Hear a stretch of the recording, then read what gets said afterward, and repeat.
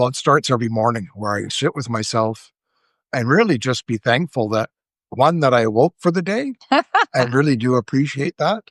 And then two, look out. I have this beautiful patio that I can see the ocean. And I just enjoy what Mother Nature gives us each and every day. And it kind of sets me on the right path.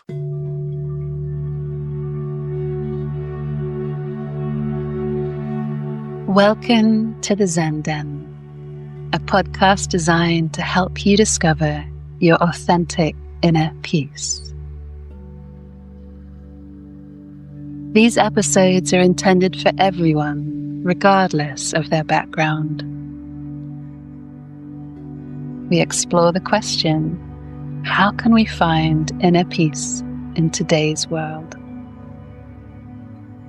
Together, let's awaken our higher consciousness and allow our individual truths to shine. It's time to learn how to live in harmony. Your host, Maggie Calder, a former Buddhist nun monk who studied directly with respected spiritual masters, shares her wisdom on the infinite possibilities of life. Now, here's Maggie with today's episode of the Zen Den.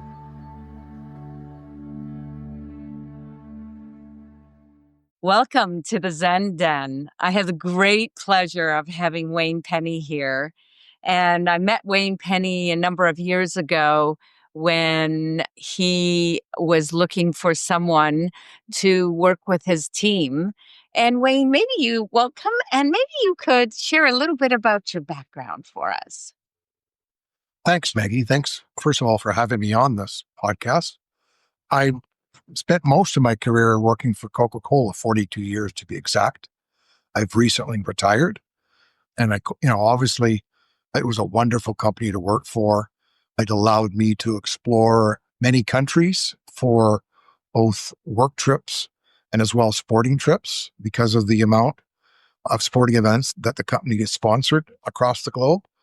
And as well, it allowed me, as I grew in my career, to be able to help mentor and teach others around me to become, higher up in the company if they chose to do so. Okay. So you called me, I believe it was just during COVID time. Was that right? Yeah, it was just at the end of COVID as we were kind of coming out of it. And the reason for the phone call was I was quite concerned as I listened to my peers in our weekly WebExes, really talking about how feared they were and scared of what the future was going to look like, not only for their families, but certainly for their employees as well and the business. And I could sense it in their voices as we had these meetings on how we were moving out of COVID into the next steps and what the company was doing, obviously following the guidelines that Canada had placed. But there was a real concern I felt from most of my peers across Western Canada. So I thought that possibly having you come on one of our WebExes would hopefully help remove a whole bunch of that concern.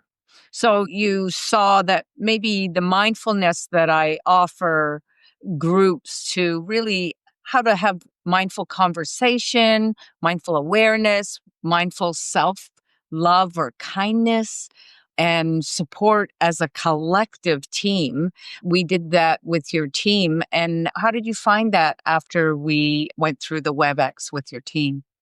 Well, to be honest, I wasn't sure how it would go through a WebEx format originally, but after we got through it and we kind of, after you left the WebEx, we kind of had a kind of a roundabout discussion, and almost everyone to a fault said that they got something out of it and they appreciated that I brought you on board. So obviously it worked and got people kind of into that state of wellness versus really worried about their concern on what that future was like. So your tough state was the support that you wanted to give your team, make your team feel really strong and grounded. And you saw that they weren't, and you were willing to step out of the box, if I could say it like that. Yes. Did you find the thought of bringing a mindful teacher into the group was kind of stepping out of the box for you? When I asked my boss if I could have 15 or 20 minutes for you to go through the mindfulness presentation, he kind of, said, what, wait, what's this gonna, I said, just trust me, Trevor, trust me. I think this is going to help. And he and his wife had did a fair bit of meditation. So after I explained kind of what the outline was going to be like, he went, oh no, this might be really good. So Oh, God. yeah, Great. I really enjoyed working with them too. You're retired now from Coca-Cola correct. just recently. Yeah. But during that time, it was the last 4 years. Have you found it still continually supporting your team? If I asked them about it, and I have on many occasions, either we're back on WebExes or when we got together, Mm-hmm. in the future as things opened up, Mm-hmm. they all thought they were still using it, felt it was very valuable, not only for their employees, but also, how to talk to their kids and their friends and their family in general. So I thought they got a lot out of it. I know I did. And it really has helped me kind of transition into retirement in a much better way than I think most people do. I embraced it and saw all the great things that were going to happen, not looking at what wasn't going to be. Right. And, for some of the listeners, for you, that's very new to mindfulness, what is mindfulness for you? It really is just trying to get rid of all the distractions and just sit with yourself and think about the present. Think about how wonderful the present is. And when you do that, then what happens? Well, then the rest of the day just seems to go along so smoothly. It's amazing. And if there are things and there are bumps in the day for everybody, but those bumps seem to be a lot smaller and are much easier to deal with, at least So for what me. do you do to get to that mindfulness? I know we shared some stuff in the WebEx, but what do you do now to move into your mindfulness? Well, it starts every morning where I sit with myself and really just be thankful that one, that I awoke for the day. I really do appreciate that. And then two, look out. I have this beautiful patio that I can see the ocean.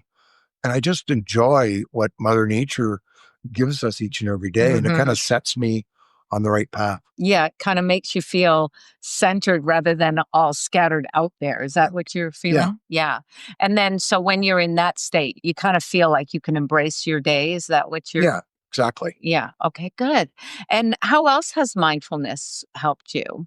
Um, it's certainly helped me. I have two beautiful sons, and they have a wife, two daughter-in-laws as well. And recently I've got a grandchild. And what I really found as I embraced mindfulness was the relationship with my kids really got stronger in a deeper way.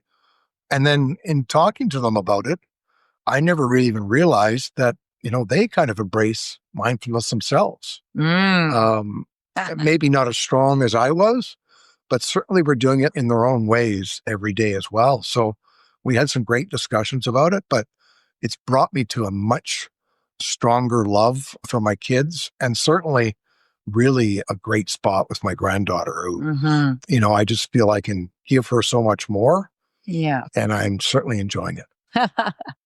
So, in totality, mindfulness is a tool that helps you find your Zen state. Would you agree to that? I would Or agree with that. Yes, it really does. Mhm. Yes. It's something you have to practice and do it, regularly. And for someone who wasn't mindful before, it's not easy. It's, you have to really focus on it. But And once what are you you get really into it, focusing on? I want to get pinpointed here because what you're talking about to me is just really juicy because when you're living mindfulness, you kind of got it and you go in that flow. But when it's new and you're trying to grasp it, what is those little microbites? for me, the microbite was, stop having that busy mind.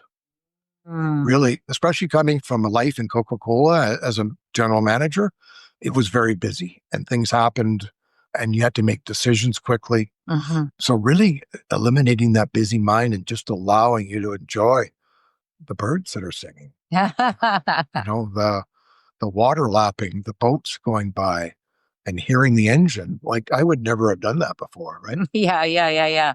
When you first started doing that, did you have to like really work hard to focus on small little details? I did because you have to train your mind to not be so busy. I found, at least for me, it was anyway. And do you find it naturally now, Wayne? It's been a couple of years, maybe 5, 6 years. Still have to, the mind still wants to work fast. So I still have to sometimes sit back. Whoa, let's calm that mind down and just focus on what's out there. Right. And do you use something like breath, or you just use your eyes and you just focus on what's out there? Just my senses. Yeah. Really Okay. use my senses. That's great. But what it's also allowed me to do is have much deeper conversations with my kids, which has been wonderful. So like I say, we've developed a relationship that's much stronger than it was while I was working. Okay, great. So mindfulness is a great tool for you. Wonderful tool. Yeah. And that's how you find your Zen state, that That's inner how I peace. find my Zen state. Absolutely. Well, thank you so much for joining us. I really appreciate it. And thank you for trusting me and bringing me on to Coca-Cola, to a corporate working environment, and allowing that corporate working environment to receive some mindfulness.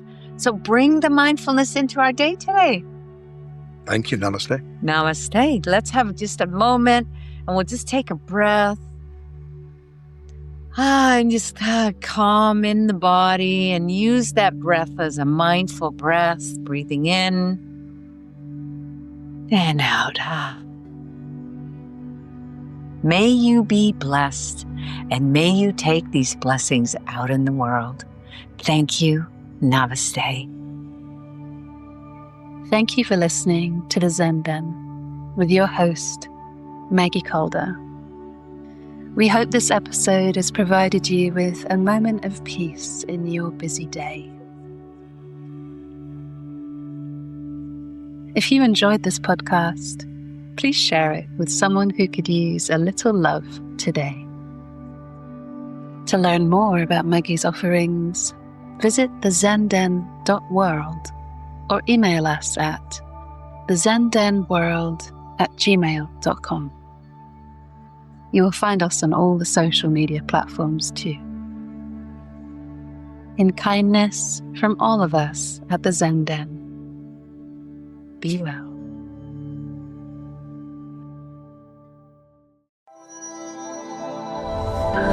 This podcast was made with love from Shikonomi and the global community of Podcast Hers.